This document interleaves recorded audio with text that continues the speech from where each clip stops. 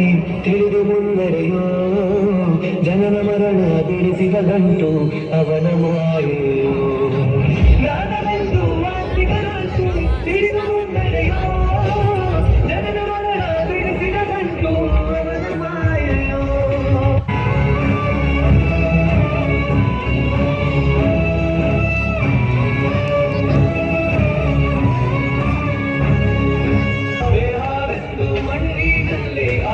ಅವನಲ್ಲಿ ಮುಕ್ತಿ ನೀಡಿ ತಾನೋ ಅವನ ಅಂಗೈಲಿ ಕಂಡ ಪರಮ ಭಕ್ತರು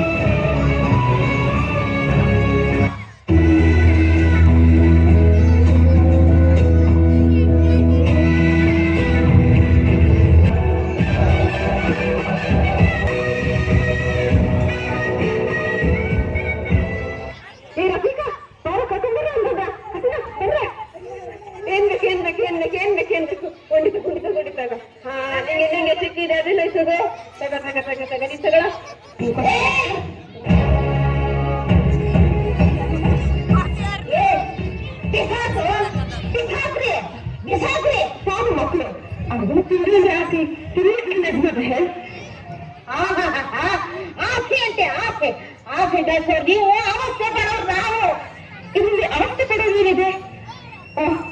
ನಿಮ್ಗಿವೆಲ್ಲ ಮಾಡಕ್ ಬರಲ್ಲ ಅಂತಾನ? ಪರವಾಗಿಲ್ಲ, ನಾನೇ ದಿನ ಇವ್ರಿಗೆಲ್ಲ ಮಾಡ್ಕೊಡ್ತೀವಿ. ನಮ್ಮ ಮಾಡೋದು ಬರೋದಿಲ್ಲ ಅಂತ ತಿಳ್ಕೊಂಡೆ ನೀನು. ನಿನಗಿಂತ ಚೆನ್ನಾಗಿ ಮಾಡ್ತೇವೆ ನಾವು. ನೀನ್ ಕೊಡೋದು ಬೇಡ, ನೀನ್ ತಿನ್ನೋದು ಬೇಡ. ಬಿಸಾಕ್ತೇವೆ, ನಾನೇ ಬಿಟ್ಟು ಬಿಸಾಕ್ಲ. ಬೇಡಿ ಬೇಡ, ಮಕ್ಕಳ ಮನಸ್ಸಿಗೆ ನೋವಾಗ ಹಾಗೆ ಮಾಡಬೇಡಿ. ಅಜ್ಜಮ್ಮ, ನೀನು ಕೊಟ್ಟಿದ್ದು ಮತ್ತೆ ತಿನ್ನಬಾರ್ದು. ಯಾಕೆ? ನಾನು ನಿನಗಲ್ಲಿ ವಿಷ ಬೆರೆಸಿದ್ದೀನ? ವಿಷ ಬೇರೆ ಬೆರೆಸ್ಬೇಕಾ? ವಿಷ ನಿನ್ನ ನೋಟ, ನಿನ್ನ ಮನಸ್ಸು, ನಿನ್ನ ಮೈಯೆಲ್ಲ ವಿಷ. ಏನ್ ಮಾತಾಡ್ತಿದ್ದೀರಾ? ಮದುವೆಯಾಗಿ ಇಷ್ಟು ವರ್ಷ ಆದ್ರೂ ನಿನ್ನ ಮಣ್ಣಲ್ಲಿ ಒಂದು ಮಗು ಕೂಡ ಕಾಣಲಿಲ್ಲ. ಅಂದಮೇಲೆ ನೀನು ವಿಷ ಅಲ್ಲದೆ ಅಮೃತ ಅಂತ ತಿಳ್ಕೋಬೇಕೇನು? ಬಂದೆ ನೀನು.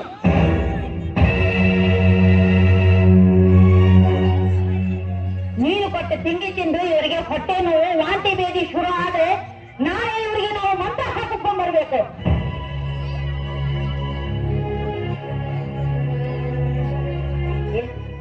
ಬಿಸಾಕ್ಬಿಡ್ರು, ಅದನ್ನ ಬಿಸಾಕ್ಬಿಡ್ರು. ನಡ್ರೆ ಮನೆಗೆ. ನಾಳೆಯಿಂದ ಇವರ ಕೈಯಿಂದ ಏನಾದ್ರೂ ನೀವು ತಿಂದಿದ್ದಾದ್ರೆ ನಿಮ್ ಕೈ ತಾಯಿ ಮುಂದೆ ಹಾಕ್ಬಿಡ್ತೀನಿ.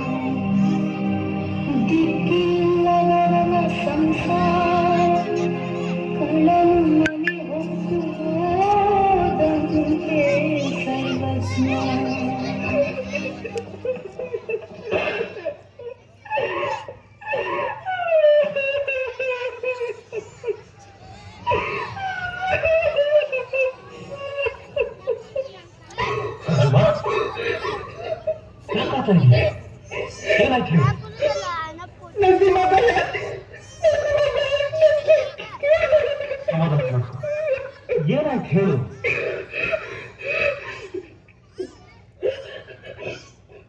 ಅಂಬಿ ಜಾನಂತ ಓಡಿ ಬಂದು ಕೊಳ ಮಕ್ಕಳು ಇಲ್ಲ ಅಂದ್ಮೇಲೆ ಹೆಣ್ಣ ತಾಣ ಬದುಕು ವ್ಯರ್ಥ ಅಲ್ವೇ?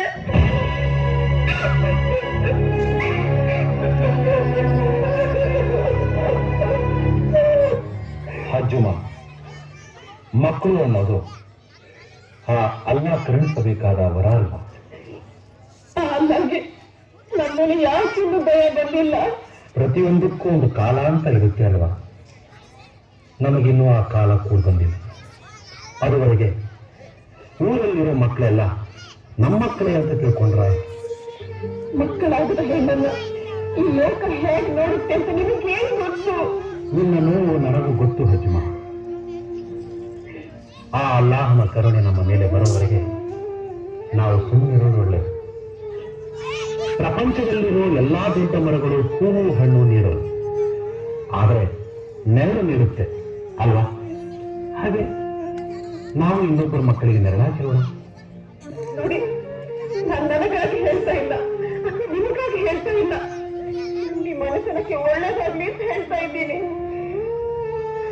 ಆಯ್ತು, ಅದೇನು ಹೇಳ್ತೀಯೋ ಹೇಳು. ನೋಡಿ, ಹೇಗೂ ನನಗೆ ತಾಯಿ ಆಗೋ ಭಾಗ್ಯ ಇಲ್ಲ ಅಂತ ಕಾಣುತ್ತೆ. ಅದಕ್ಕೆ ಯಾರನ್ನಾದ್ರೂ ದತ್ತು ತಗೋಂತೀಯ? ದತ್ತು ತಗೊಳ್ಳೋ ಬದಲು ಇನ್ನೊಬ್ಬರು ಮದುವೆ ಆಗ್ಬೋದಲ್ಲ.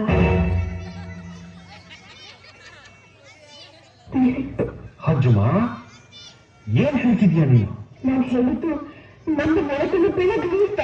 ಹಾಲು ಕುಡಿದ ಈ ಬಾಯಲ್ಲಿ ಎಂದ್ರು ತಿನ್ನುವಂತೀಯ? ಒಂದ್ ವೇಳೆ ಅವಳಿಗೂ ಮಕ್ಕಳಾಗದೇ ಇದ್ರೆ ಇನ್ನೊಂದು ಮದುವೆ ಆಗುವಂತೀಯ? ಹಜ್ಜುಮ, ಒಂದು ಮನೆಗೆ ಒಂದೇ ಮುಂಬಾಗಿ, ಅದಕ್ಕೆ ಒಂದೇ ಹೊಸಲು. ಇದನ್ನ ಮರಿಬೇಡ. ಆದ್ರೆ ಮನುಷ್ಯನಿಗೆ ಎರಡು ಕಣ್ಣುಗಳಿವೆ ಅಲ್ಲ? ಇದೆ, ಆದ್ರೆ ಆ ಕಣ್ಣುಗಳಿಗೆ ಎರಡೇ ಕಾಣಿಸೋದಿಲ್ವಲ್ಲ. ನೋಡೋ ನೋಟ ಒಂದೇ. ದಯವಿಟ್ಟು ಇದ್ರ ಬಗ್ಗೆ ಮುಂದೆ ಏನು ಮಾತಾಡಬೇಕು?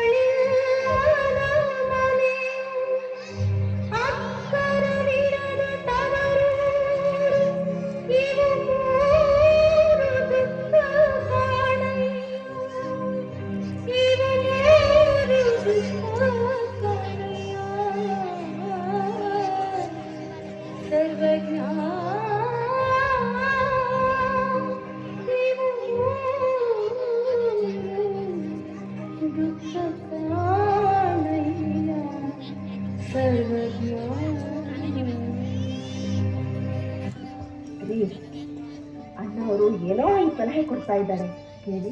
ಅದೇನು ಹೇಳಿ ಭಯ್ಯ? ಅದೇ ಸೈಯದ ಹಜರತ್ ಶಾ ಖಾದ್ರಿಯವರ ಬಗ್ಗೆ. ಓ, ಅವ್ರ ವಿಷಯನಾ? ಅವರು ಮಹಾಪುರುಷರು, ಸಿದ್ಧ ಪುರುಷರು.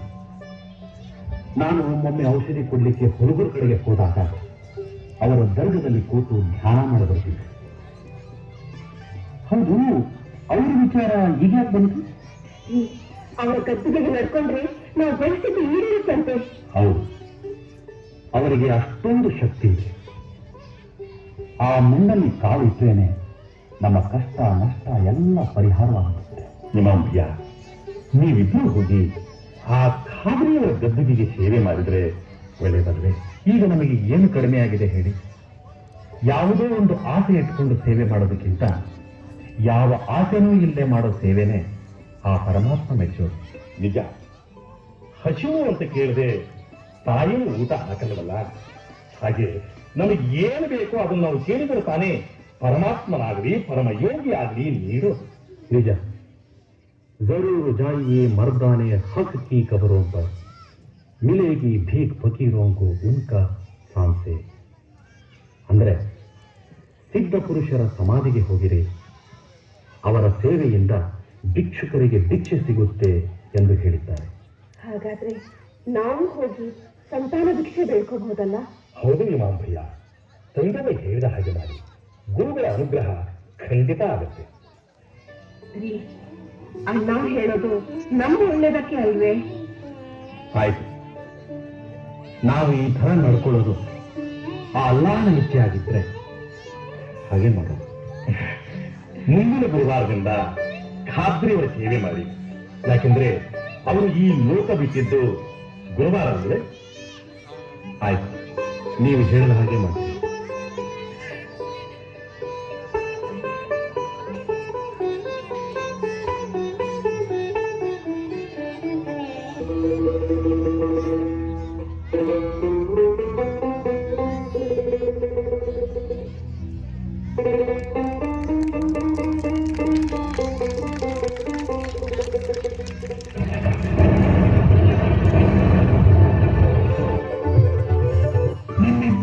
ಒಳ್ಳೆಯದಾಗಲಿ. ನಿಮಗೆ ಗಂಡು ಮಗು ಪ್ರಾಪ್ತಿಯಾಗುತ್ತದೆ. ಆ ಮಗುವಿಗೆ ಮೊಹಮ್ಮದ್ ಶರೀಫ್ ಎಂದು ನಾಮಕರಣ ಮಾಡಿ ಅವನು ಹೆಸರಿಗೆ ತಕ್ಕಂತೆ ಶರೀಫನಾಗಿಯೇ ಪ್ರಸಿದ್ಧನಾಗುತ್ತಾನೆ. ಒಬ್ಬ ಮಹಾನ್ ಯೋಗಿಗೆ ಶಿಷ್ಯನಾಗಿ ಕೀರ್ತಿವಂತನಾಗಿ ಬಾಳುತ್ತಾನೆ.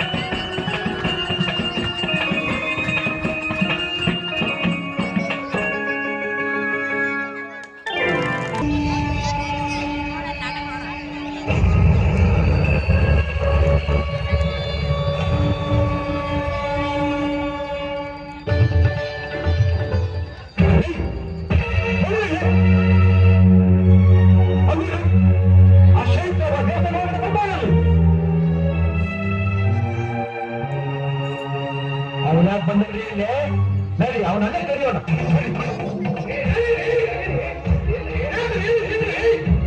ಯಾಕೆ ಪೂಜಾರಿಗಳೇ ನಮ್ಮನ್ನ ಒಳಗ್ರೆ? ಪೂಜಾರಿಗಳೇ ನಾನು ಒಳಗೆ ಬರಬಹುದಾ? ನೀವು ಒಳಗೆ ಬರ್ಬೋದು, ಆದ್ರೆ ಈ ಶರೀಫರು ಒಳಗೆ ಆಗಿಲ್ಲ. ಯಾಕೆ ಸ್ವಾಮಿ? ಆಂಜನೇಯನ ದರ್ಶನ ಪಡೆಯುವ ಭಾಗ್ಯ ನನಗಿಲ್ವೇ? ನೀವು ಅನ್ಯಮತಿಯರು, ನೀವು ಒಳಗೆ ಬರ್ಬೋದು. ಪೂಜಾರಿಗಳೇ ಅವರೆಲ್ಲ ಏನು ಅಂತ ತಿಳ್ಕೊಂಡಿದ್ದೀರಿ? ಮಹಾಸಿದ್ಧಿ ಪುರುಷರು, ತತ್ವಜ್ಞಾನಿಗಳು. ಅವರಿಗೆ ಕುಲ, ಮತ, ಜಾತಿ, ಧರ್ಮ ಯಾವ ಭೇದವೂ ಇಲ್ಲ.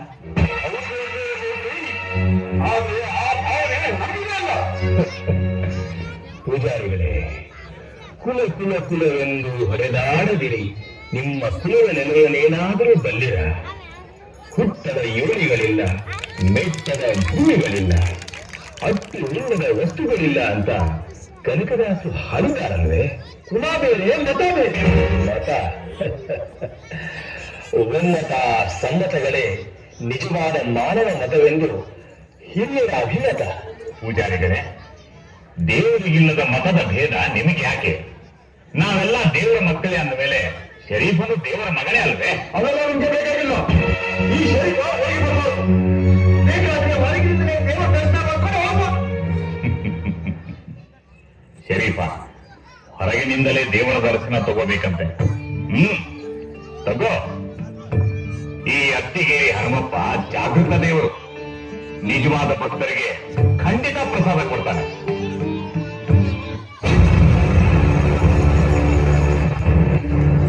ಿಸ್ಕೊಂಡು ಏನ್ ಸರಿ ಪಂಜ, ಎಲ್ಲಿ ಹೊಂಟ್ರಿ? ಏನ್ ಸರಿ ಪಂಜ, ಎಲ್ಲಿ ಹೊಂಟ್ರಿ? ದೇವಸ್ಥಾನಕ್ಕ? ಹೌದು, ದೇವಸ್ಥಾನಕ್ಕೆ. ಅಲ್ಲ ಸರಿ ಪಂಜ, ನೀನು ನಮ್ಮವರಾಗಿಸ್ಕೊಂಡು ದೇವಸ್ಥಾನಕ್ಕೆ ಹೋಗ್ತಿದ್ದೀಯಲ್ಲ? ಹೌದಪ್ಪ, ಇವತ್ತು ಈದ್ ಮಿಲಾದಲ್ವೇ, ಅದಕ್ಕೆ ಮೊಹಮ್ಮದ್ ಪೈಗಂಬರ್ ಅವರ ಕೇಶ ದರ್ಶನ ಮಾಡೋಕೆ ಹೋಗ್ತಾ ಇದ್ದೀನಿ. ಅದು ದೇವಸ್ಥಾನ ಅಲ್ಲ, ಮಸೀದಿ. ದೇವಸ್ಥಾನ ಮಸೀದಿ ಎರಡು ಒಂದೇ ಹೇಗಾಗುತ್ತೆ? ಮಸೀದಿ ಅನ್ನೋದು ಒಂದು ದೇವಸ್ಥಾನವೇ ಅಲ್ವೇ? ಅಂದ ಹಾಗೆ ನಿನ್ನ ಹೆಸರೇನಪ್ಪ? ಅಮೀರ್. ಓಹೋ, ನಿನ್ನ ಹೆಸರು ಅಮೀರ್, ನನ್ನ ಹೆಸರು ಶರೀಫ್. ಇಬ್ರು ಶ್ರೀಮಂತರೇ. ಇಬ್ಬರ ಹೆಸರು ಬೇರೆ ಬೇರೆ ಆದ್ರೂ ಅರ್ಥ ಒಂದೇ ಅಲ್ವೇ? ಅರ್ಥ ಒಂದೇ ಆದ್ರೂ ನಾನು ಶ್ರೀಮಂತ, ನೀನು ಬಡವ. ಅಂದ್ರೆ ನಾನು ಅಮೀರ್, ನೀನು ಗರೀಬ್. ನೋಡಪ್ಪ, ಕೆಲವರು ಹಣದಿಂದ ಶ್ರೀಮಂತರಾದ್ರೆ ಇನ್ನು ಕೆಲವರು ಗುಣದಿಂದ ಶ್ರೀಮಂತರು. ಅಲ್ಲಾಹನ ದೃಷ್ಟಿಯಲ್ಲಿ ಅಮೀರ್, ಗರೀಬ್ ಎಲ್ಲರೂ ಒಂದೇ. ದೇವರು ಜ್ಞಾನವಂತರಿಗೆ ಒಲಿತಾನೆ ಹೊರತು ಗರ್ವದಿಂದ ಮೆರೆಯುವ ಹಣವಂತರಿಗೆ ಯಾವತ್ತೂ ಒಲಿಯುವುದಿಲ್ಲ. ಅದಕ್ಕೆ ಇನಾಮ್ದಾರ್ ಬಡಾನಹಿ ಈಮಾನ್ದಾರ್ ಬಡ ಅಂತ ಹೇಳೋದು. ನೀನು ನಮ್ಮ ಮತ, ನಮ್ಮ ತನವನ್ನ ಮರೆತು ಹೋಗಿದ್ದೀಯ. ನಿನಗೆ ನಮ್ಮ ಧರ್ಮಕ್ಕಿಂತ ಬೇರೆ ಧರ್ಮ ಹೆಚ್ಚೇನು? ಅಮೀರ್ ಭಯ್ಯ, ಪ್ರತಿಯೊಬ್ಬರಿಗೂ ಅವರವರ ಮತ ಶ್ರೇಷ್ಠ, ಅವರವರ ಧರ್ಮ ಶ್ರೇಷ್ಠ.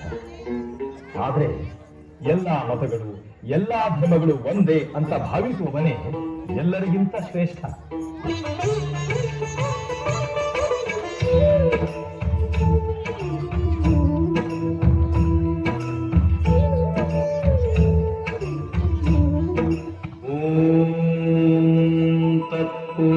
ತತ್ಪುರುಷಾಯ ವಿದ್ಮಹೇ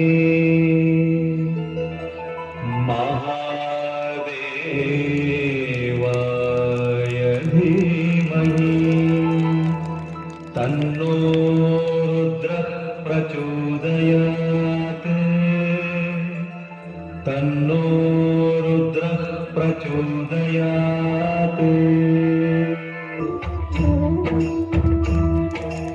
ಈಶ್ವರ ಅಲ್ಲ, ನೀನೇ ಅಲ್ಲ, ನಿನ್ನ ಪದಗಳ ತತ್ವದ ಮೂಲ. ತೆರೆದು ನೀನು ಅರಿವಿನ ಬಾಗಿಲ ಎಲ್ಲ ಮನಗಳ ಬೆಳಗಿದೆಯಲ್ಲ.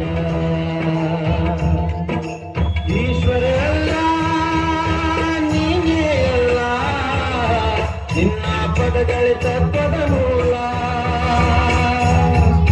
ತೆರೆದು ನೀನು ಅರಿವಿನ ಬಾಗಿಲೆಲ್ಲ ಮನಗಳ ಬೆಳಗಿದೆ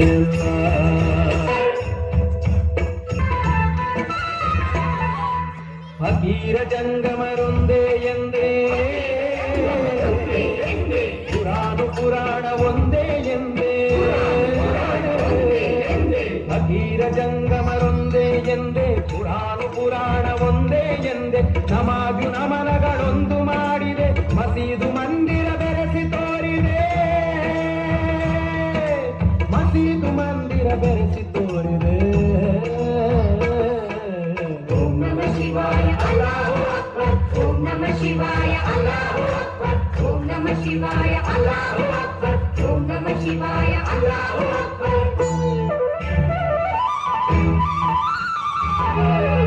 ಆದಿರಲಿಂಗನ ವರ ಸಂಜಾತ ಗೋವಿಂದರ ಕರ ಸಂಜಾತ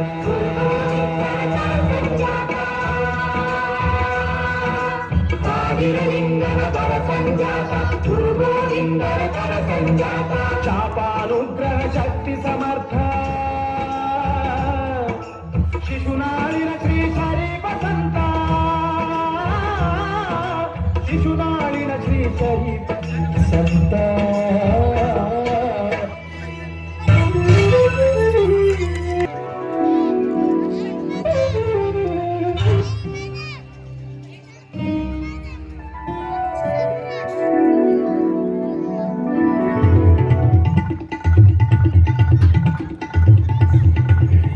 ಶನಿಪ್ರೇ ಓ ನೀನಾ ಏನ್ ತಂಗಿಯವ ನನ್ನ ಹೆಸರು ತಂದೆವ ಅಲ್ಲ ಮಾಧವ ಅಂತ ಮತ್ತೆ ಹೇಳಿಲ್ಲ ನಿಮ್ಗೆ ಹೆಣ್ಣು ಮಕ್ಕಳನ್ನ ಗೌರವದಿಂದ ಮಾತಾಡಿಸ್ಬೇಕು ಸರಿ ಇಲ್ಲಿ ನಿನ್ನ ಹತ್ರ ಏನ್ ಮಾಡ್ತಿದ್ದೀರಾ ಒಬ್ಳೇನಾ ಇಲ್ವಲ್ಲ ನೀವಿದ್ದೀರಲ್ಲ ನಾನು ಈಗ ಬಂದೆ ಆದ್ರೂ ನನ್ನ ಮನಸ್ಸಲ್ಲಿ ಮೊದಲಿಂದ ನಿಮ್ಮನ್ನ ಇಟ್ಕೊಂಡಿದ್ದೀನಲ್ವಾ ಮನಸ್ಸು ಅನ್ನೋದು ಬಾಗಿಲಿಂದ ಮನೆ ವಿರಾಮವಿಲ್ಲದ ಸಂತೆ ಯಾರು ಬರ್ತಿರ್ತಾರೆ ಯಾರ್ಯಾರೋ ಹೋಗ್ತಿರ್ತಾರೆ ಆದ್ರೆ ನೀವು ಮಾತ್ರ ಯಾವಾಗಲೂ ನನ್ನ ಮನಸ್ಸಲ್ಲಿ ಇರ್ತೀರಲ್ಲ ಮನಸ್ಸಿನಲ್ಲಿರುವ ವ್ಯಕ್ತಿಗಳಿಗೆ ಹಲವಾರು ಸಂಬಂಧಗಳಿರುತ್ತೆ ಆದ್ರೆ ಸಂಬಂಧ ಅನ್ನೋದಕ್ಕೆ ನಿನ್ನ ಅರ್ಥನೇ ಬೇರೆ ನನ್ನ ಅರ್ಥನೇ ಬೇರೆ ಶನಿಪರೆ ನಿಮ್ಮ ಮಾಡ್ಬೇಕು ಅಂತ ಆಸೆ ಆಗಿದೆ ತಪ್ಪು ತಂಗಿಯವ್ವ ಆತರ ಆಸೆ ಬೆಳೆಸ್ಕೋಬಾರದು ಬೇಕು. ನೋಡವ್ವ ವಯಸ್ಸು ಅನ್ನೋದು ಕಡಿವಾಣವಿಲ್ಲದ ಕುದುರೆ ಇದ್ದ ಹಾಗೆ ಅದಕ್ಕೆ ನಿಗ್ರಹ ಅನ್ನೋ ಕಡಿವಾಣ ಹಾಕ್ಬೇಕು ಗಂಡು ಹೆಣ್ಣಿಗೆ ಮರಳಾದ್ರೂ ಹೆಣ್ಣು ಆವತ್ತೇ ನೀನು ನಾಗದೇವತೆ ಅಂತ ಹೇಳಿದೆ ವಿಷದ ಹಾವು ಕಚ್ಚಿದ್ರೆ ಅದಕ್ಕೆ ಔಷಧಿ ಇದೆ ಆದರೆ ವಿಷಯ ವಾಸನೆಯನ್ನು ಹಾವು ಕಚ್ಚಿದ್ರೆ ಅದಕ್ಕೆ ಔಷಧಿನೇ ಇಲ್ಲ ತಾಯಿ ಶಿವ ವಿಷಯ ಅನ್ನೋ ಹಾವನ್ನ ತನ್ನ ಕಂಠಹಾರವಾಗಿ ಧರಿಸಿದ್ದಾನೆ ಅದು ತನ್ನ ದೇಹದಲ್ಲೆಲ್ಲ ಸುತ್ತಾಡಿದರೂ ಅದರ ಬಗ್ಗೆ ತಲೆ ಕೆಡಿಸಿಕೊಂಡಿಲ್ಲ ಅದೇ ತರ ನೀವು ನನ್ನನ್ನ ನಿಮ್ಮ ಹತ್ರ ಇಟ್ಕೋಬಹುದಲ್ಲ ಹರಿಹರರು ಆ ಹಾವನ್ನ ಅವರ ಜೊತೆಯಲ್ಲಿ ಇಟ್ಕೊಂಡಿದ್ದಾರೆ ಅದೇ ತರ ನಾನು ಸಹ ಎಲ್ಲಾ ಕಾಮನೆಗಳನ್ನ ನನ್ನಿಂದ ದೂರ ಮಾಡಬೇಕಂತ ಕಾಮ ಮೋಹ ಹಾಕಿದ್ರೆ ಬಹಳ ಅಪಾಯ ಅದು ಈ ಕಾರಣದಿಂದ ಹತ್ರ ಬರ್ತಾನೆ ಅದರಿಂದ ದೂರ ಹೋಗು ಅದನ್ನ ಕೊಂದು ಹಾಕು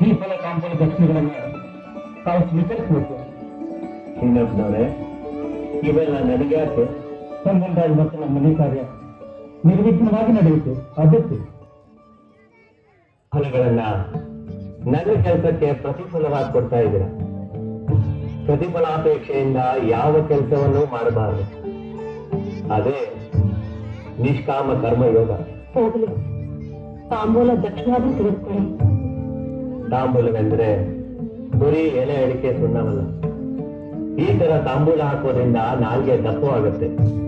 ಅಲ್ಪ ಪ್ರಾಣ ಮಹಾಪ್ರಾಣಗಳು ಅಕಾರ ಅಕಾರಾದಿಗಳನ್ನ ಸ್ಪಷ್ಟವಾಗಿ ಉಚ್ಚಾರಣೆ ಮಾಡೋಕ್ಕಾಗಲ್ಲ. ಹೋಗಿ ದಕ್ಷಿಣೇನಾದ್ರೂ ತೆಗೆದುಕೊಳ್ಳಿ.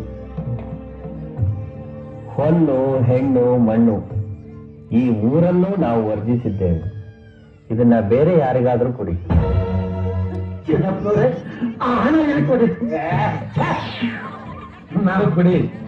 ರಾಮ್ಭಟ್ರೆ, ಈ ದುಡ್ಡು ನಿಮಗ್ ಬೇಕೆ? ಅಯ್ಯೋ ಅಯ್ಯೋ ಅಯ್ಯೋ, ಹಣ ಯಾರಾದ್ರೂ ಬೇಡ ಅಂತಾರೆ. ಕಾಂಚನಂ ಕರ್ಮ ವಿಮೋಚನಂ ನಮಗೆ ಕೊಡಿ. ಕಾಂಚನಂ ಕಾರ್ಯ ಸಿದ್ಧಿ ನನಗೆ ಕೊಡಿ ಸ್ವಾಮಿ, ಕೊಡಿ. ದುಡ್ಡಿದ್ದವನೇ ದೊಡ್ಡಪ್ಪ ಅಲ್ವೇ? ನನಗೆ ಕೊಡಿ, ನನಗೆ ಕೊಡಿ. ಕಾಸಿದ್ರೆ ಕೈಲಾಸ ಅಲ್ವಾ ಸ್ವಾಮಿ? ನನಗೆ ಕೊಡಿ. ಹಣ ಅಂತ ಹಣ ಸಹಿತ ಮುಗಿಸುವ ಸ್ವಾಮಿ, ನನಗೆ ಕೊಡಿ, ನನಗೆ ಕೊಡಿ. ಓಹೋ, ದುಡ್ಡಿಗೆ ಅಷ್ಟೊಂದು ಮಹತ್ವ ಇದೆಯೇ? ಇಲ್ಲ ಅಂದ್ರೆ ಕೊಲೆ, ದರೋಡೆ, ಮೋಸ, ವಂಚನೆ ಇವೆಲ್ಲ ಯಾಕೆ ನಡೆಯುತ್ತೆ? ಶರೀಫ, ನಿನಗೆ ದುಡ್ಡು ಬೇಡ್ರೆ? ನನಗೆ ಬೇಡ ಬಿಡು. ಯಾಕೆ?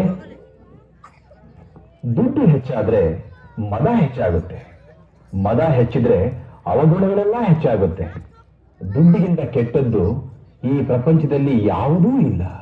ಅದು ಹೇಗೆ?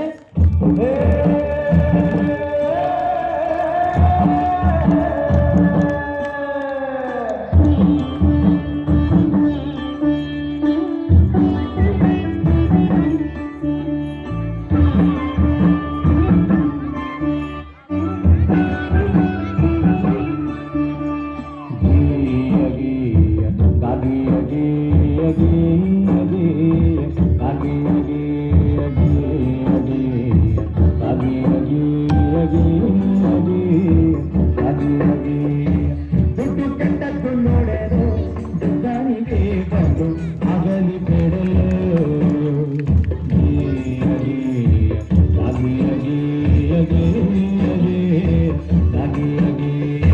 ದುಡ್ಡು ಕೆಟ್ಟದ್ದು ನೋಡಲು ದಾರಿಗೆ ಬಂದು ಆಗಲಿ ಬೇಡಲು.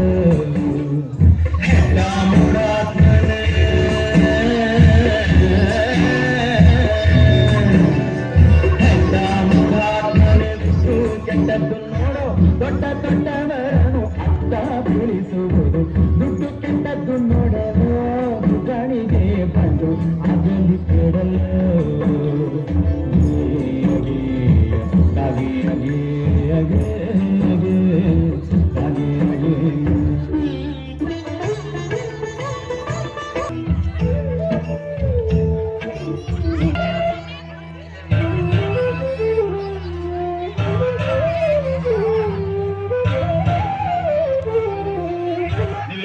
ಅಂತ ಕೇಳ್ತಾ ಕೂತಿದ್ರೆ ಅಲ್ಲಿ ನನ್ನ ಕುಸ್ತಿ ಹೋಗುತ್ತೆ.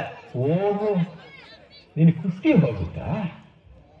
ಆಯ್ತು, ನಿನ್ ಕುಸ್ತಿ ಹೋಗುತ್ತೆ, ಹೋಗು. ಓಹೋ, ನೀವು ಹೇಳಿದಾಗ ಆಗುತ್ತೆ. ಬಂದ್ರ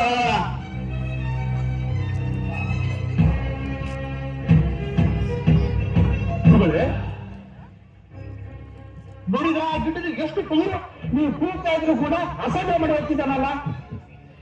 ಕೆಲವು ಸ್ವಭಾವನೇ ಹಾಗೆ. ಇಂಥವ್ರ ಮೇಲೆ ಹತ್ತಿದ ಮೇಲೆ ಕೆಳಗೆ ಇಳಿಲೇಬೇಕು. ಏಣಿ ದೋಣಿ ಜ್ಞಾನಿನ ಕಡೆಗಾಣಿಸೋರು ಯಾವತ್ತೂ ಉದ್ಧಾರವಾಗಲ್ಲ. ಏಣಿ, ದೋಣಿ, ಜ್ಞಾನಿ ಈ ಮೂರು ಸಮಾಂತರ ಗುರುಗಳೇ. ಹೌದು, ಏಣಿ ತನ್ನ ನಂಬಿಕೆಯನ್ನ ಮೇಲೆ ಏರಕ್ ಸಹಾಯ ಮಾಡುತ್ತೆ. ದೋಣಿ ತನ್ನಲ್ಲಿ ಇರೋರನ್ನ ದಡ ಸೇರಕ್ ಸಹಾಯ ಮಾಡುತ್ತೆ. ಜ್ಞಾನಿ ತನ್ನನ್ನು ನಂಬಿದ ಅಜ್ಞಾನಿಗೆ ಮೋಕ್ಷವನ್ನ ನೀಡಿ ಉದ್ಧಾರ ಮಾಡ್ತಾರೆ. ಅಂದ್ರೆ ಗುರುಗಳು ತನ್ನನ್ನೇ ನಂಬಿದ ಶಿಷ್ಯರನ್ನ ದೋಣಿಯಂತೆ ಭವಸಾಗರವನ್ನು ದಾಟಿಸಿ, ಏಣಿಯಂತೆ ಸಾಧನೆಯ ಮೆಟ್ಟಿಲನ್ನು ಹತ್ತಿಸಿ, ಜ್ಞಾನಿಯಂತೆ ಮೋಕ್ಷದ ಮಾರ್ಗವನ್ನು ತೋರಿಸುತ್ತಾರೆ. ಇವು ಮೂರು ಬಿಟ್ಟವರು ಮೂರಾ ಬಟ್ಟೆಯಾಗಿ ಕತ್ತಲ ಕೂಪದಲ್ಲಿ ಬಿದ್ದು ಒದ್ದಾಡ್ತಾರೆ. ಎಲ್ಲ ಅವರವರ ಕರ್ಮ. ಗುರುನಾಥ ಗೋವಿಂದ.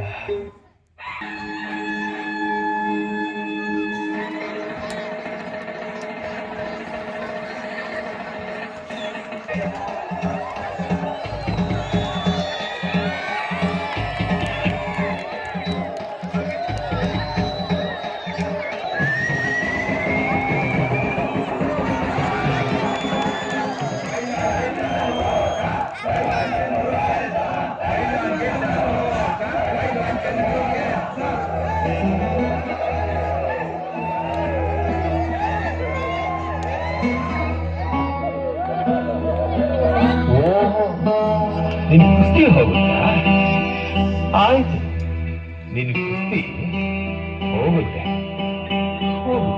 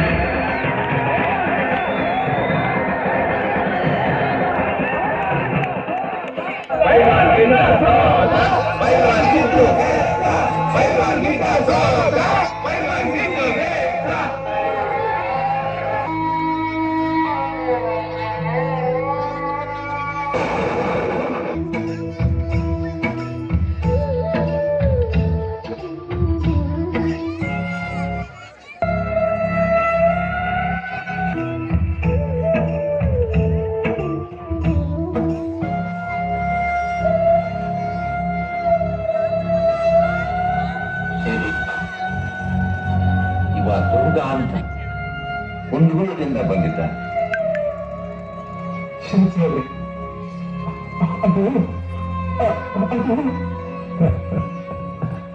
ಫಾತಿಮಾ ಅಲ್ಲಾನ ಪಾದ ಸುರಿದ್ಲು ಅಲ್ವಾ?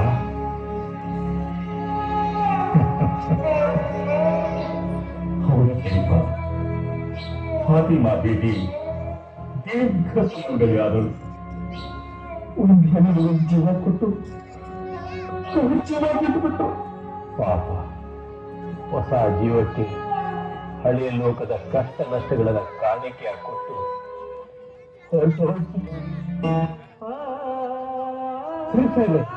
ನಿಮ್ಮ ಮಾವನವರು ನಿಮ್ಮನ್ನ ಬೇಗ ಕರ್ಕೊಂಡು ಬಂದು ಹೇಳ್ಕೊಳ್ಸಿದ್ರು.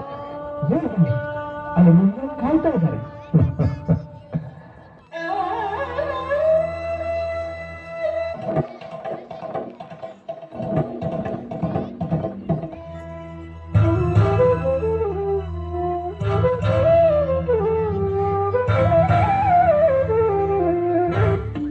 ಮೋಹದ ಹೆಂಡತಿ ತೀರಿದ ಬಳಿಕ ಮವನ ಮನೆಯ ಹಂಗಿನ್ಯಾಕೋ.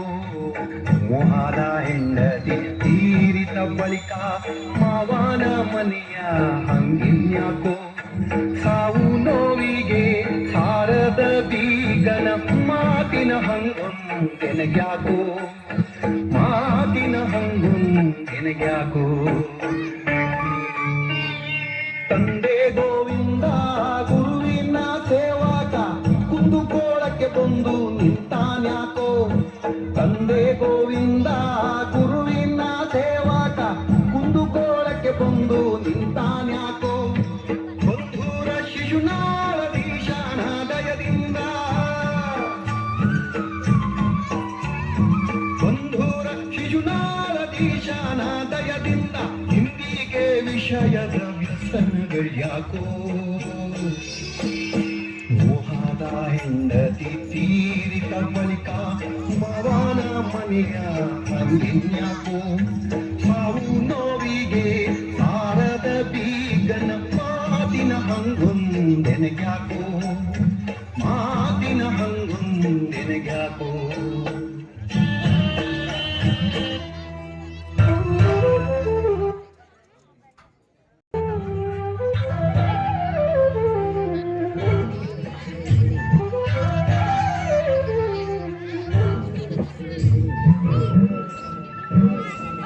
ಈ ಮದ್ಯಪಾನ ಎಷ್ಟು ಕೆಟ್ಟದು.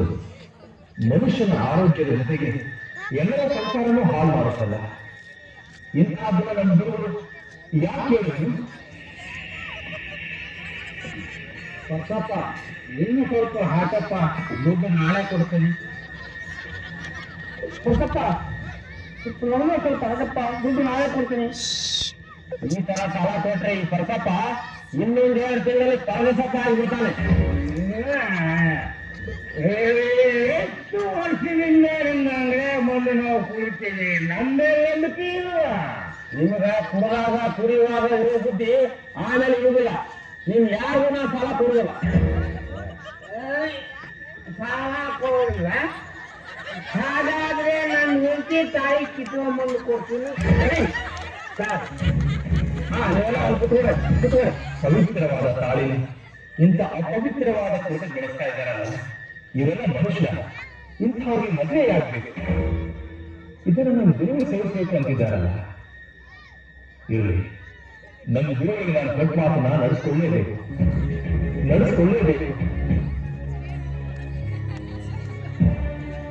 ಬರ್ಸೋತ್ತವ್ರೆ, ನನಗೆ ಸ್ವಲ್ಪ ಶಂಕೆ ಬೇಕು.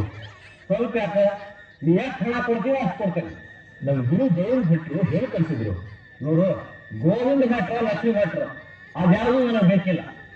ನಿನಗೆ ಸಾಲ ಕೊಟ್ರೆ ಅವ ಕೇಳ್ತಾನೆ, ಅವ ಕೊಟ್ರೆ ಇವ ಕೇಳ್ತಾನೆ. ಹಿಂಗ ಒಬ್ಬೊಬ್ಬರ ಸಾಲ ಕೇಳಿ ಕುಡಿತಾರ. ನನ್ನ ಹತ್ರ ಈಗ ದುಡ್ಡಿಲ್ಲ ಅಂದ್ರೆ ನಾನು ಯಾರಿಗೂ ಕೊಡೋದಿಲ್ಲ. ಹೋಗು. ನಾಳೆ ಖಂಡಿತ ತಂದ್ಕೊಡ್ತೀನಿ. ಪತ್ರ ನೀವು ತುಂಬಿಸ್ಕೊಡಿ. ಏನು ಕುಡಿಯೋದಕ್ಕಲ್ದೆ ಅದನ್ನು ತುಂಬಿಸ್ಕೊಳ್ಳೋಕೆ ಪತ್ರಾಣಿ ಬೇರೆ ಕೊಡ್ಬೇಕಾ? ನಿನಗಿಂತ ಅವರೇ ವಾಸಿ, ಕುಡಿಯೋಕ್ ಮಾತ್ರ ಕೇಳ್ತಾ ಇದ್ದಾರೆ. ನೋಡು, ನಿನ್ ಹತ್ರ ದುಡ್ಡಿಲ್ಲ ಅಂದ್ರೆ ಏನಾದ್ರೂ ಅಡುಗಿಟ್ಟು ತಗೊಂಡು. ಶರೀಫ, ನಾ ಕೇಳಿದ್ದನ್ನು ತಂದು ಕೊಡ್ತೀನಿ ಅಂತ ಮಾತು ಕೊಡ್ತೀಯಾ? ಈ ತನು ಮನ ಯಾವತ್ತೋ ನಿಮ್ಮದಾಗಿರುವಾಗ ಮಾತು ಕೊಡಬೇಕೆ? ನೀವು ಹೇಳಿದ್ದನ್ನ ನಡೆಸ್ಕೊಡೋದೇ ನನ್ನ ಕರ್ತವ್ಯ.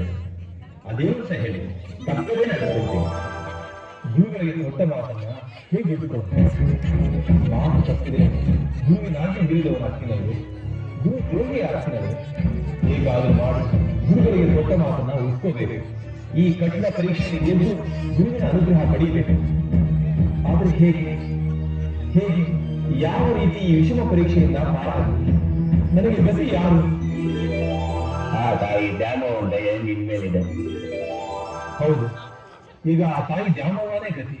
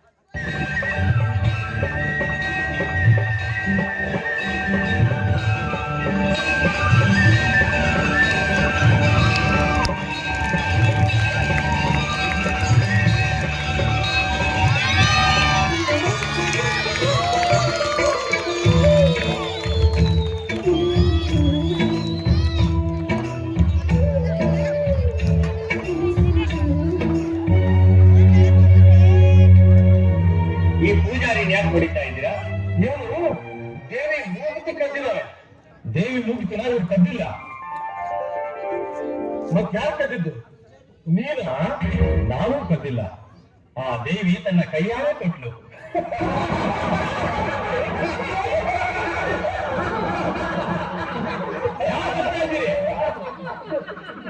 ಯಾಕೆ ನಗ್ತಾ ಇದ್ದೀರಿ? ನಾನ್ ನಿಜ ಹೇಳ್ತಾ ಇದ್ದೀನಿ. ದೇವಿ ತನ್ನ ಕೈಯಾರೆ ನನಗೆ ಕೊಟ್ಲು. ಏನು? ಈ ಕಟ್ಟಿಗೆ ದ್ಯಾಮೋ ನಿನ್ನ ಕೈ ಕೊಟ್ಲ? ಹೇಗೆ? ಮುಚ್ಚಿಕೊಟ್ಲು. ಮುಚ್ಚಿಕೊಟ್ಲು. ನೋಡಿ, ಹಿಂದೆ ಆ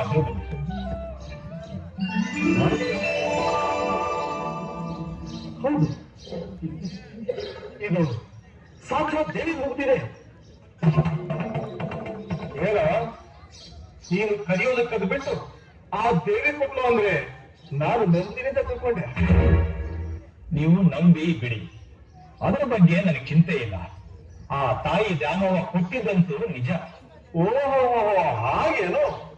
ಹಾಗಾದ್ರೆ ಈ ಮೂರ್ತಿನ ಆ ದೇವಿ ಮೂಗಿನಲ್ಲಿಟ್ಟು ಬಾಗಿಲು ಹಾಕ್ತೀವಿ. ನೀನು ಆ ದೇವಿನ ಈ ಮೂರ್ತಿ ಕೇಳು. ಆ ದೇವಿ ನಿನಗೆ ಮತ್ತೆ ಮೂರ್ತಿ ನೀಡಿದ್ರೆ ನೀನು ಹೇಳಿದ ನಿಜ ಅಂತ ನಿನ್ನ ಬಿಟ್ಬಿಡ್ತೀವಿ.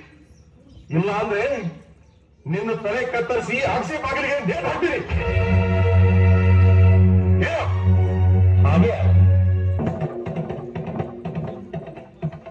ಶರೀಫ, ಯಾಕೆ ಸುಮ್ಮನೆ ನನ್ನ ಪರೀಕ್ಷೆಗಾಗಿ ಆ ದೇವಿನ ಪರೀಕ್ಷಿಸೋದೆ?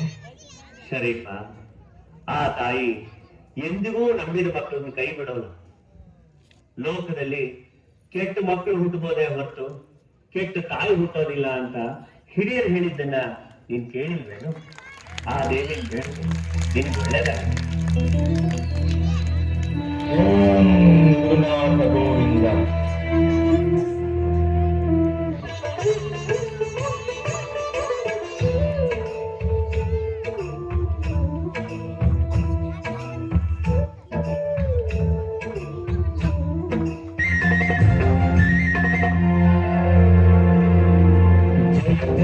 ಜಗದಾಂಬೆ ಭಕ್ತರ ಕುಟುಂಬೆ, ಜಯ ಜಯತು ಜಗದಾಂಬೆ ಸಾಂಬೆ. ಜಯ ಜಯತು ಜಗದಾಂಬೆ ಭಕ್ತರ ಕುಟುಂಬೆ, ಜಯ ಜಯತು ಜಗದಾಂಬೆ ಸಾಂಬೆ. ಜಯ ಜಗವನಂಬಿಡದೆ ತುಂಬೆ, ನಯ ವಿನಯ ಗುಣಗಣಿ ಸುಬಿಂಬೆ.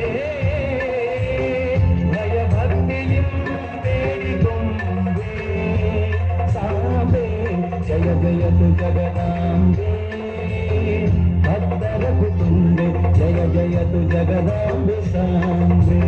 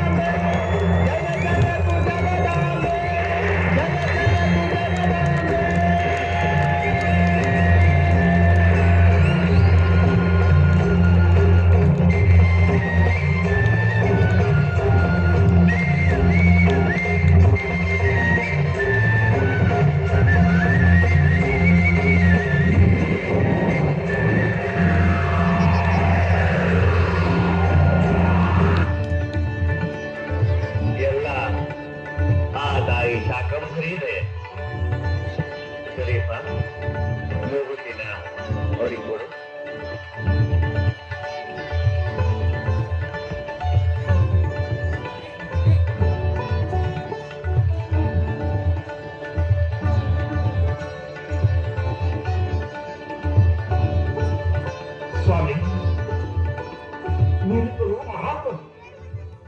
ನಿಮ್ಮನ್ನ ಕೀಳಾಗಿ ಭಾವಿಸಿ ಮಾತಾಡಿದ್ದಕ್ಕೆ ದಯವಿಟ್ಟು ನನ್ನ ಕ್ಷಮಿಸಿ. ಅದು ನಿಮ್ಮ ತಪ್ಪಲ್ಲ, ನಿಮ್ಮ ಅಧಿಕಾರದ ಕರ್ತವ್ಯ.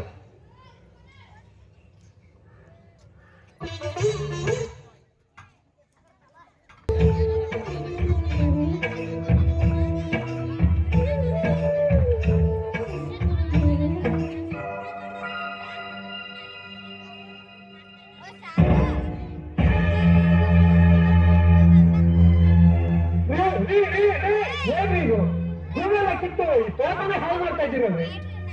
ಇಷ್ಟು ವಯಸ್ಸಾಗಿದೆ, ಅಷ್ಟೊಂದು ಜ್ಞಾನ ಇಲ್ವಲ್ರಿ? ಏನಪ್ಪ ಇವ್ರನ್ನ ಯಾರಂತ ತಿಳ್ಕೊಂಡೆ? ಏನಪ್ಪ ಈ ತೋಟ ಯಾರ್ದು? ಈ ಮಠಕ್ಕೆ ನಿಮಗಲ್ವಲ್ಲ?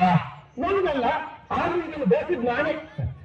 ಮಠಕ್ಕೆ ಸೇರಿದ ಈ ನೆಲದಲ್ಲಿ ನೀವು ತೋಟ ಬೆಳೆಸಿದ್ದು ಅಧರ್ಮ ಅಲ್ವೇ? ಹುಡುಗ ಹೇಳಿದ್ರು, ನಾನ್ ಬೆಳೆಸಿದೆ. ಹೌದೇನು? ಈ ಗಿಡಗಳನ್ನ ನೀವೇ ತಯಾರು ಮಾಡಿದ್ದ? ಅಲ್ಲ, ಬೇರೆ ಕಡೆಯಿಂದ ತಂದು ನೆಟ್ಟು ನೀರು ಹಾಕಿ ನಾನೇ ಬೆಳೆಸಿದ್ದಿ. ನೀರನ್ನ ನೀವು ತಯಾರು ಮಾಡಿದ್ದ? ಹೇ ಸ್ವಾಮಿ, ಹುಚ್ಚುತ್ತಾಗಿ ಮಾತಾಡ್ಬೇಡ್ರಿ. ಅಲ್ಲಪ್ಪ, ಈ ನೆಲ ನಿನ್ನದಲ್ಲ, ಇದರಲ್ಲಿ ಬಿತ್ತಿರೋ ಬೀಜ ನಿನ್ನದಲ್ಲ, ಈ ಗಿಡ ನಿನ್ನದಲ್ಲ ಅಂದ್ಮೇಲೆ ಈ ಹೂವು ನಿನ್ನದಲ್ಲ. ನಿನ್ನದಲ್ಲದ ಈ ಹೂವನ್ನ ನಾನ್ ಕಿತ್ರೆ ನಿನಗೆ ಯಾಕಪ್ಪ ಕೋಪ? ಮರ್ಯಾದೆಯಿಂದ ಇಲ್ಲಿಂದ ನೀವು ಹೋಗ್ತೀರೋ ಅಥವಾ ನಮ್ಮ ಗುರುಗಳಿಗೆ ಹೋಗಿ ಹೇಳು. ಓಹೋ, ಗುರುವಿಗೆ ಹೇಳ್ತೀಯಾ? ಹೇಳು. ಶರೀಫನು ತೋಟನೆಲ್ಲ ಹಾಳು ಮಾಡ್ತಿದ್ದಾರೆ ಅಂತ ಹೇಳು. ಈಗಲೇ ಹೇಳ್ತೀನಿ. ಹೋಗ್ತೀನಿ.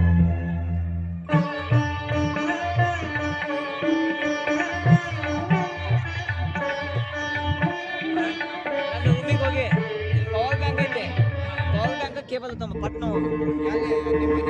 ಹಾ ಸಿದ್ಧಾರೂಢ ಮಹಾರಾಜ್ ಕಿ ರೂಮ್ ಕದ ತೆಗಿ, ಅದ್ರೊಳಗೆ ಐತೆ ನೋಡು ಪವರ್ ಬ್ಯಾಂಕ್ ಕೇಬಲ್ ತಮ್ಮ. ಜಲ್ದಿ ಹೋಗು. ಈ ಕಾಯಿಗಳನ್ನ ಆಶೀರ್ವದಿಸಿ ಕೊಡಿ. ಶರೀಫ್ ಸಾಹೇಬ್ರೆ, ನಿಮಗೂ ಕಾಯಿ ಬೇಕೆ?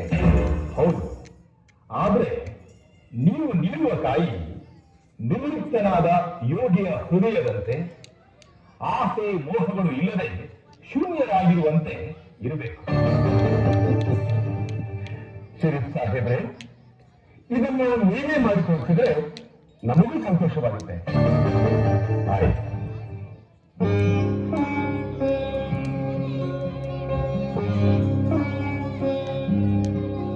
ಜೈ ಗುರುನಾಥ ಗೋವಿಂದ, ಜೈ ಗುರುನಾಥ ಗೋವಿಂದ.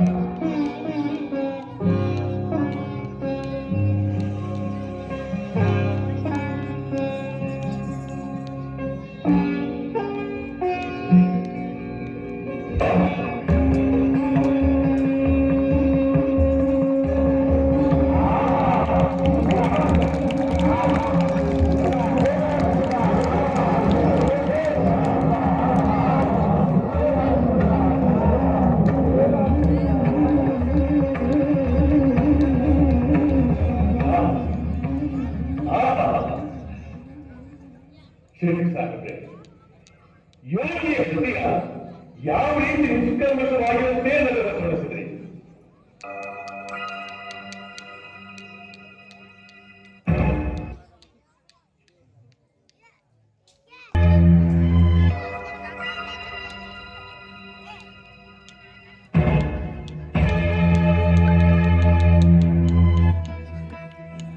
ಇಲ್ಲೇ ದೇಹ ಬಿಡೋ ಸಮಯ ಹತ್ತಿರ ಬರ್ತಾ ಇದೆ. ದೇಹ ಬಿಡ್ತೀನಿ ಅಂದ್ರೆ ಈ ಭೂಲೋಕ ಬಿಟ್ಟು ಮತ್ತೊಂದು ಲೋಕದಲ್ಲಿ ಹುಟ್ಟೋಕೆ ಹೋಗ್ತಾ ಇದ್ದೀನಿ ಅಂತ ಅರ್ಥ. ಜನನ ಮರಣಗಳು ಒಂದೇ ಕೈಯಿನ ಎರಡು ಬದಿಗಳು ಅಂತ ತಿಳಿಸೋದಿಕ್ಕೆ ನನ್ನ ಜನ್ಮದಿನವಾದ ಹಿಂದೆ ನಾನು ಈ ನನ್ನ ಜನ್ಮಕ್ಕೆ ಚರಮಗೀತೆ ಹಾಡ್ತೀನಿ.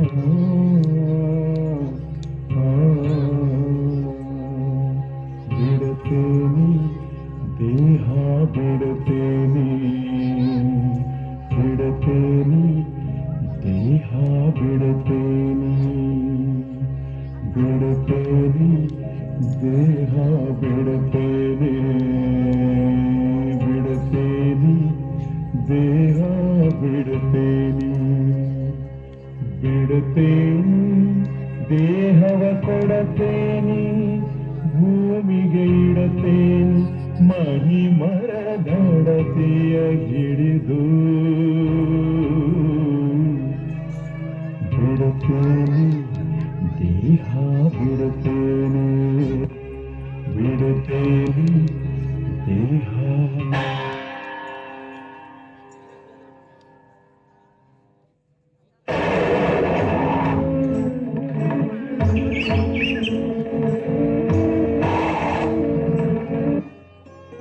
ಸಂತ ಶಿಶುನಾಳ ಶರೀಫರ ಆತ್ಮ ದೇಹದ ಗುಡಿನಿಂದ ದೇವರ ಗುಡಿಯೊಳಗೆ ಸೇರಿತು. 1819 ಜುಲೈ 3ನೇ ತಾರೀಕು ಜನಿಸಿದ ಶರೀಫರು ಸರಿಯಾಗಿ 70 ವರ್ಷಗಳ ನಂತರ, ಅಂದರೆ 1889 ಜುಲೈ 3ನೇ ತಾರೀಕು ತಮ್ಮ ಜನ್ಮದಿನದಂದೇ ದೇಹವನ್ನು ಬಿಟ್ಟರು.